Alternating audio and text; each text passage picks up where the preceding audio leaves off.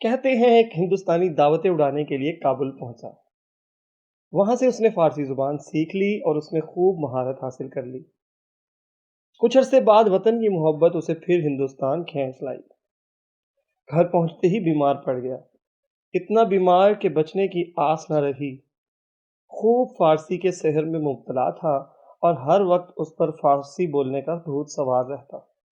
یہاں تک کہ نزا کے عالم میں بھی جب پیاس سے مرنے لگا تب بھی آپ کا راگ الاپنا شروع کر دیا۔ بیچارے اہل خانہ اب فارسی سے تو نہ بلد تھے، مدعا نہ پا سکے، حالانکہ پانی سرہانے ہی رکھا تھا۔ آخر موت نے اپنے شکنجے میں دبوچ لیا۔ موت کی خبر اور آب کرنے کی داستان جنگل کی آگ کی طرح پھیل گئی۔ اہل زبان سے اہل خانہ کو معلوم ہوا کہ مرحوم آب کہہ کر پانی طلب کر رہا تھا۔ سب نے کفی افسوس ملا کہ پانی تو سرہانے ہی دھرا تھا۔ کسی شاعر نے اس موقع پر یہ دوہا کہا: کابل گیا بانیاں سیکھی مغل کی بانی، آب کر مر گئے سرہانے دھرا رہا پانی۔